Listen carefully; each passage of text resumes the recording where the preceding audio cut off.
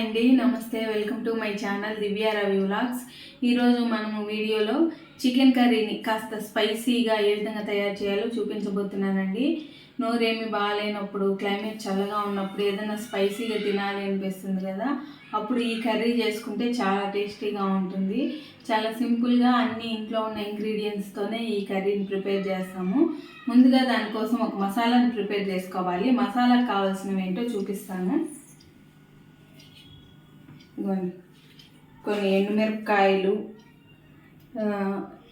జాపత్రి, 4 లవంగాలు, ఇవి గసగసాలు, సోంపు, షాజీరా, అలాగే బిర్యానీ ఆకు, స్టార్ పువ్వు, లవంగాలు, దాల్చిన చెక్క, ఇవి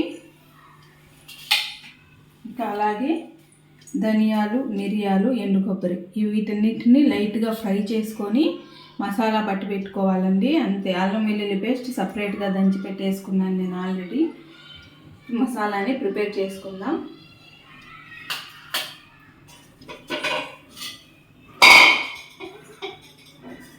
స్టవ్ పైన ప్యాన్ పెట్టుకొని ఫస్ట్ ఇందులో ధనియాలు, మిరియాలు, ఎండు కొబ్బరి వేసేసుకొని లో ఫ్లేమ్లో ఒక 2 నిమిషాల పాటు ఫ్రై చేసుకోవాలి.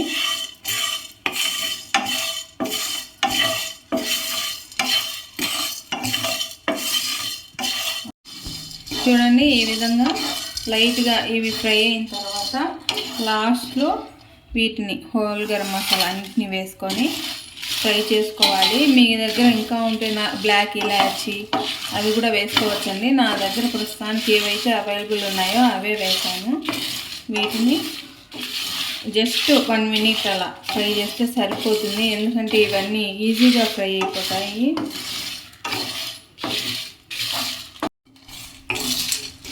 చూడండి, బాగా ఫ్రై అయిపోయాయి కదా. ఇప్పుడు స్టవ్ ఆఫ్ చేసేసి వీటిని పూర్తిగా చల్లారనిచ్చి మెత్తగా మిక్సీ పట్టుకోవాలి. వీటిని మిక్సీ పట్టుకున్న తర్వాత మళ్ళీ కలుద్దాం. ఓకే అండి, ఇంతకుముందు నేను ఫ్రై చేసి పెట్టాను కదా, ఆ మసాలా మొత్తం ఇలా పౌడర్ లాగా రెడీ చేసుకున్నాను. నెక్స్ట్ అలాగే ఒక మీడియం సైజ్ టమాటా తీసుకున్నాను. ఒక మీడియం సైజ్ ఆనియన్ని ఈ విధంగా చిన్న చిన్న ముక్కలుగా కట్ చేశాను. ఇప్పుడు ప్రాసెస్ స్టార్ట్ చేద్దాం. ఓకేనా? స్టవ్ పైన ఒక కడాయి పెట్టుకొని ఇందులో 2 టేబుల్ స్పూన్స్ ఆయిల్ వేసుకోవాలి.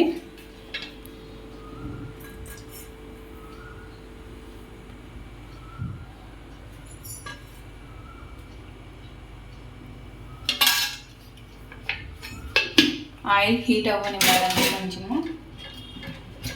ఇంకా మనం మిగతాటివి ఏం వేసుకోవాల్సిన అవసరం లేదండి, already whole garam masala prepare చేసి పెట్టేసుకున్నాం కాబట్టి. ఆయిల్ హీట్ అయిన వెంటనే నా దగ్గర కరివేపాకు డ్రై అయిపోయింది, అది ఫ్రెష్ కరివేపాకు అయితే ఇంకా బాగుంటుంది. కొద్దిగా కరివేపాకు వేసుకోవాలి. కరివేపాకు ఫ్లేవరు ఏ కర్రీలోకైనా సూపర్గా ఉంటుందండి. చాలామంది కరివేపాకుని తినం కదా అని కొంతమంది అయితే వేసుకొని కూడా వేసుకోరు. కర్రీస్లో కరివేపాకు వేసుకొని ఫ్రై చేయాలి. కరివేపాకు లైట్గా ఫ్రై అయిన తర్వాత ఇందులో ఆనియన్ వేసుకోవాలి. ఆనియన్ లైట్ బ్రౌన్ కలర్ వచ్చేంత వరకు ఫ్రై చేసుకోవాలండి. సన్న మంట మీద ఫ్రై చేసేసుకోవాలి. మీకు ఇంకా నా నుంచి ఎటువంటి వంట వీడియోస్ కావాలి, ఎలాంటి హెయిర్ స్టైల్ కావాలి, అలా ఏదైనా ఉంటే కమెంట్ చేయండి తప్పకుండా.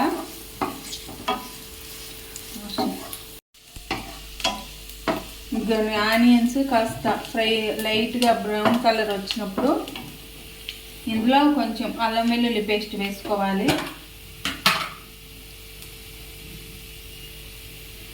నేను 2 స్పూన్స్ వేస్తున్నానండి.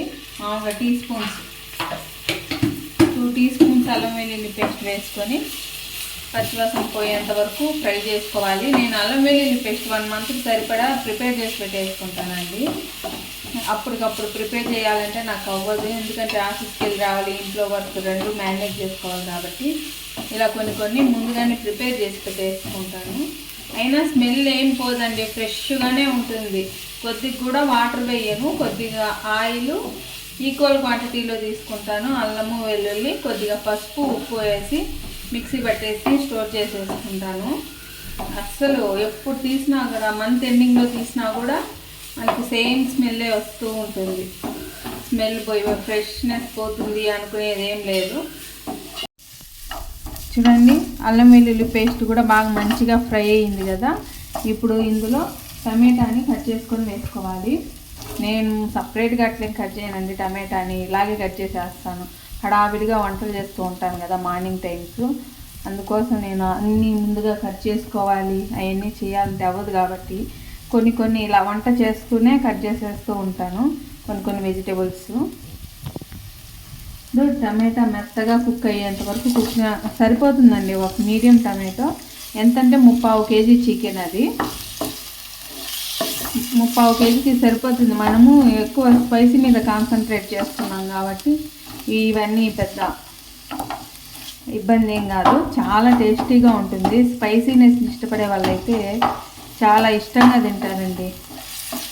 టమాటాని ఇలా అనుకుంటూ మనము ఫ్రై చేసుకున్నామంటే తొందరగా ఫ్రై అవుతుంది, అలాగే బాగా నీట్గా చక్కగా మొత్తం అంతా ఫ్రై అయిపోతుంది. ఓకే, టమాటా ఫ్రై అయిన తర్వాత మళ్ళీ కలుపుతాం.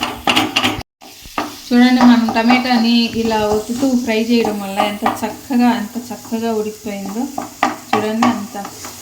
ఇప్పుడు మొత్తం బాగా ఫ్రై అయింది కదా. ఇందులో కొద్దిగా పసుపు వేసుకోవాలి.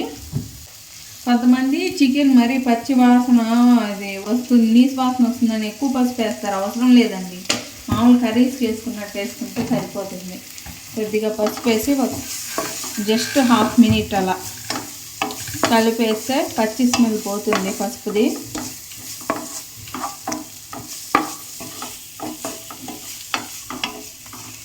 ఇప్పుడు ఇందులో శుభ్రంగా కడిగి పెట్టుకున్న చికెన్ని వేసుకొని చికెన్లో నీళ్ళు వదిలేంత వరకు బాగా ఫ్రై చేసుకోవాలి. మంటది మీడియం ఫ్లేమ్లో ఉంచుకొని చికెన్లో నీళ్ళు వదిలేంత వరకు ఫ్రై చేసుకోవాలండి. కలుపుతూ అవసరం లేదు, ఒకసారి కలిపి మూత పెట్టి మధ్యలో మూత తీస్తూ కలుపుకుంటూ ఉంటే సరిపోతుంది.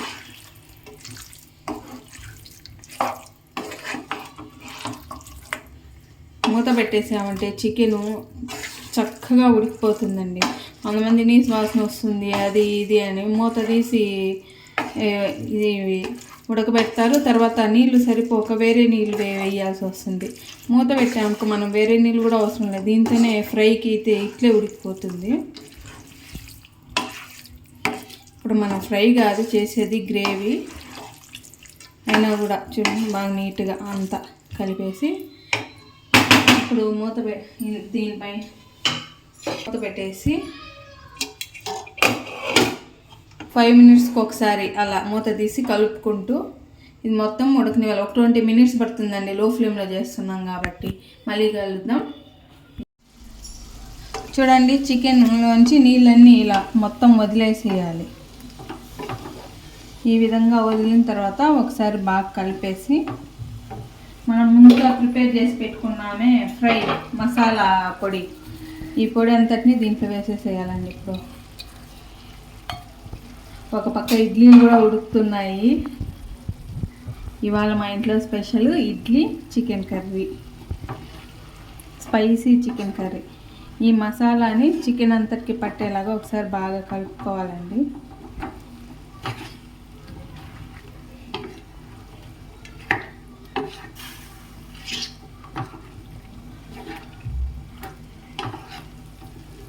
చూడండి ఎంత నీట్గా చక్కగా కలిపేసుకున్న తర్వాత ఇందులో మనకు కావాల్సినన్ని వాటర్ వేసుకోవాలి. నేనైతే 1.5 గ్లాస్ వాటర్ వేస్తున్నాను.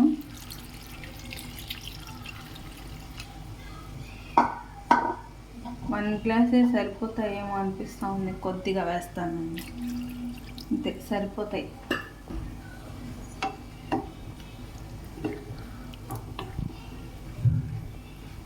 మీరు గమనించారో లేదో ఇంతవరకు మనము ఉప్పు వేయలేదు దీంట్లో, ఇప్పుడు వేసుకుంటాం. కారం అవసరం లేదండి, దాంట్లో ఉండే కారం సరిపోతుంది. ధనియాల పొడి కూడా ధనియాలు ఆల్రెడీ వేసేసాను. ఇప్పుడు తగినంత ఉప్పు, తగినంత ఉప్పు వేసేసుకొని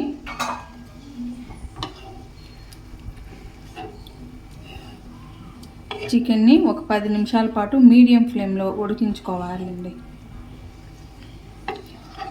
10 నిమిషాల తర్వాత మళ్ళీ కలుద్దాం.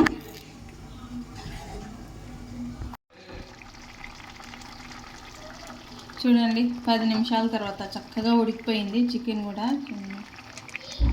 బాగా గ్రేవీ కూడా వచ్చింది ఇడ్లీలోకి. మీకు వాటర్ తక్కువగా కొంచెం గట్టిగా కావాలంటే వాటర్ తక్కువ వేసుకోండి, సరిపోతుంది. మా ఇంట్లో మా పిల్లలు కానీ మా వారు కానీ ఇట్లా వాటరీగా ఇట్లా ఉంటేనే ఇష్టపడతారండి. పులుసు అంటే ఇలా ఉండాలి వాళ్ళకి. అందుకని నేను కొంచెం వాటరీగా చేశాను. కొంచెం చల్లబడిందంటే ఇంకొంచెం చిక్కబడుతుంది కూడా, ఇంత పలుచగా ఉండదు. ఇంతేండి. నేను ఇంకో మాట మర్చిపోయాను, దీంట్లో కొత్తిమీర కూడా వేసానండి మధ్యలో మూత తీసి కలిపినప్పుడు. ఇంతే అండి, చికెన్ అయిపోయింది. ఇంకా స్టవ్ ఆఫ్ చేసి అంతే అండి. ఇంకా సింపుల్గా tasty spicy chicken curry ready అయిపోయింది. ఇంకా మనం కుమ్మేయడమే లేదు. మీకు కూడా ఈ కర్రీ నచ్చినట్లయితే తప్పకుండా లైక్ చేసి, షేర్ చేసి, సబ్స్క్రైబ్ చేయండి. నోటిఫికేషన్స్ కోసం బెల్ ఐకాన్ని క్లిక్ చేయండి. Thank you for watching my video. Bye.